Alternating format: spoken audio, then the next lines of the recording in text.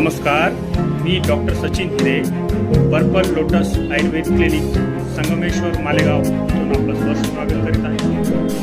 उन्हाळ्यात होणारे जे आपल्याला त्रास असतात, जसे लघवीला आग होणे, जळजळ होणे,